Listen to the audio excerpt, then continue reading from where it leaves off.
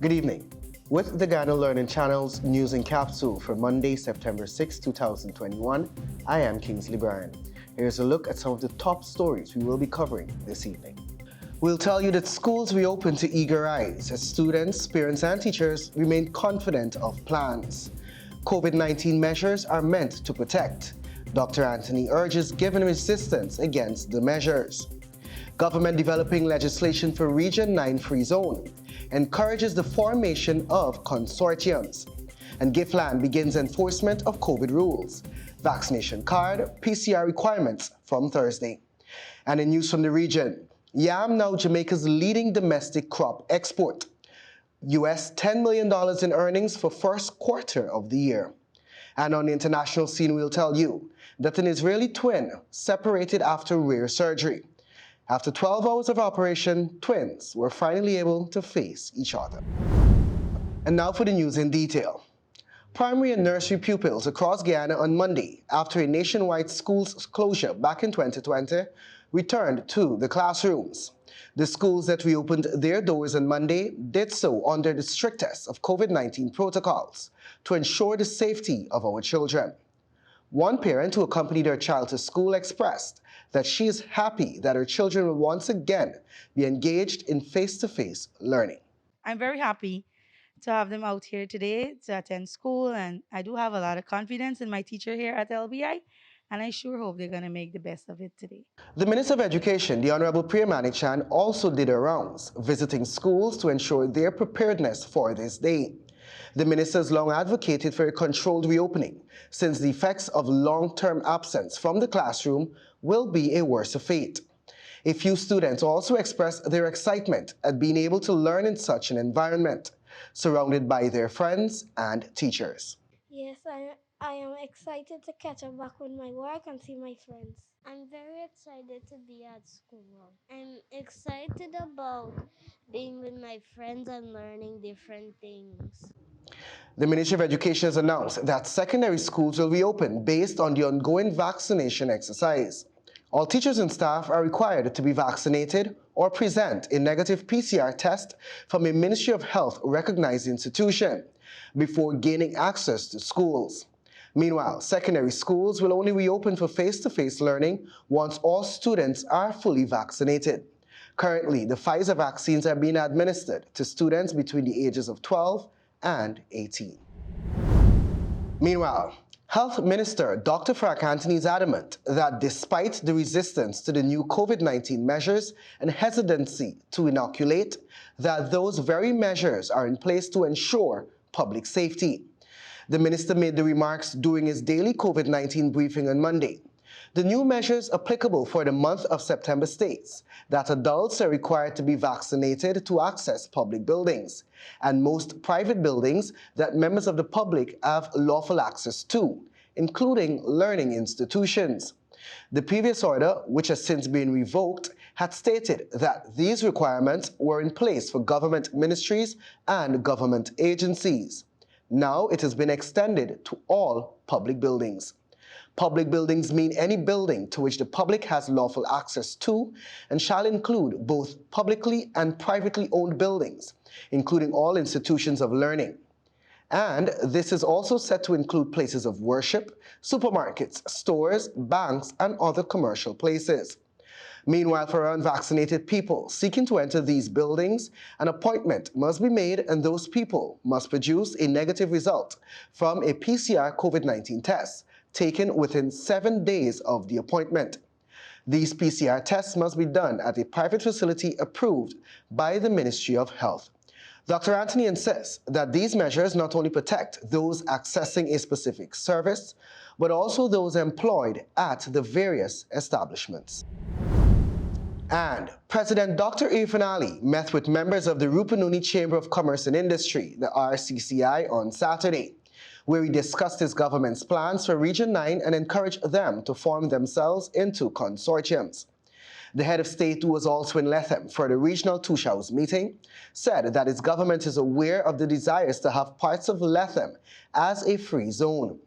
To this end, the president apprised that he's received some options from the Ghana Revenue Authority, and the Attorney General is presently working on the requisite legislation. President Ali also updated the chamber on various plans by his government to improve the region's infrastructure, including upgrading various health centers, schools, roads, improvement to the electricity supply, and other major initiatives that will drive more investments and businesses in the region. The president reminded the gathering that his government is embarking on significant investments in electricity, including the establishment of solar farms in the region, which will reduce energy costs by more than 50% in the coming years. Minister of Tourism, Industry and Commerce, the Honorable Unej Waldron, was also present at the meeting. And in other news, in a press release, Giftland has announced the company's intention to adhere to the gazetted COVID-19 measures, and as such, they're advising citizens of the following. The statement reads, open quote, "The Ministry of Health has implemented a number of preventative measures to alleviate the spread of the COVID-19 virus in Guyana. Following the latest gazette, the Giftland Group has commenced planning to adjust to these new restrictions that will take effect on Thursday, September 9, 2021. Despite 99% of the Giftland Group employees being vaccinated, this timeline will allow the store owners, employees, mall workers, suppliers, and customers to become fully compliant in the shortest time possible, without disruption of business, and to ensure a smooth transition for complete compliance with the new regulations." In the Emergency Gazette paragraph 17, open quote, "Entering a public building," end of quote, states, "Any person who wishes to enter a public building shall be vaccinated. Our patrons are therefore advised to walk with their vaccination cards and a valid ID card or license to gain entry at the mall, as this will be a primary requirement by law. Step-by-step verification will be done to ensure everyone in the mall adheres to these new rules, and if anyone is in possession or produces false documents, they will be sent to the relevant authorities. At the Giftland Mall, we ensure that our concessions and staff are fully compliant with all public health measures to ensure maximum protection, which has been our paramount priority since the inception of the pandemic. These efforts will minimize the pandemic's impact, which will allow citizens to be further protected, including the spread of new and concerning variants. These measures were also enacted by the Republic Bank and the Guyana Bank for Trade and Industry. And turn our attention now to the world of sports. The Trinbago Knight Riders are back into the top 4 of the 2021 Hero Caribbean Premier League, or CPL, table following a 7-wicket victory over the Jamaica Tallawahs. TKR won the toss and chose to bowl first. The TKR bowlers delivered a bowling attack that dismantled the Tallawahs' top-order batsmen. TKR then waited out a rain delay to win the game with ease. Lendl Simmons returned to form as his 70 led the way for the Knight Riders. It was extracted and modified from the Caribbean Premier League media website. And in news from the region, external demand for Jamaican agricultural produce and value-added items continues to increase despite the ongoing coronavirus pandemic.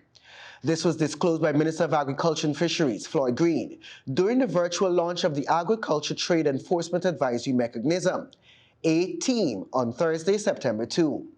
Green said for the January to April 2021 quarter, Jamaica earned $10 million from the exportation of yam, up from $8 million for the corresponding period last year. He noted that the ground provision has emerged as the country's leading domestic crop export. The minister also indicated that canned ackee earned $7 million for the review period, up from $6 million in the period before. He added that the outturn for sauces has also been significant, noting that earnings totaled $12 million for April 2021 as against $7 million last year, adding that's almost a 100% increase. Green said the ministry remains committed to prioritizing export expansion, noting that the ATEAM is critical to those efforts. He advised that the ministry will also be working with Jamaica Promotions Corporation, JAMPRO, and other entities to get more local produce into the international market. He maintained, however, that as a small island state, they have a lot to analyze the crops they invest in, to do so in a very strategic level. The A-team aims to remove trade restrictions where necessary and appropriate to make it easier for stakeholders to access international markets. And that story was extracted and modified from Loop Caribbean News. And on the international scene, 1-year-old Israeli twin girls who were joined back to back at the head have been separated after a rare and complicated surgery. The sisters, whose names were not provided, underwent a 12-hour operation at Soroka Medical Center in Beersheba, Israel last week. The procedure was extremely rare, the hospital said in a statement on Sunday, and came after months of preparation. Following the operation, the twins can now face each other for the first time since they were born in August last year. Open quote, "This is a rare and complex operation performed so far in the world only about 20 times, and for the first time in Israel." Mikey Gordon, Director of Pediatric Surgery at Soroka Medical Center, said in a statement. Gideon said the operation's success reinforced the sense of mission that made us doctors. But he cautioned that the next few days will be critical in the process of the twins' recovery.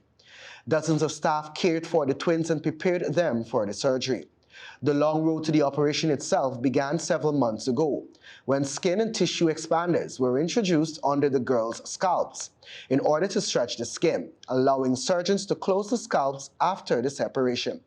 The surgery was planned with 3D models and virtual reality technology, and the months-long process involved a total of 50 hospital staff. Conjoined twins occur once every 200,000 live births, according to University of Minnesota. They are always identical and most are female. It is especially rare for twins to be joined at the head. Last year, twin girls who were also conjoined back-to-back at the head were separated in a hospital in the Vatican. And that story was extracted and modified from CNN. And that's our news broadcast for Monday, September 6, 2021. Please join us for a rebroadcast tomorrow morning. On behalf of myself and technical team, thanks for watching. Please stay tuned for our regular programming.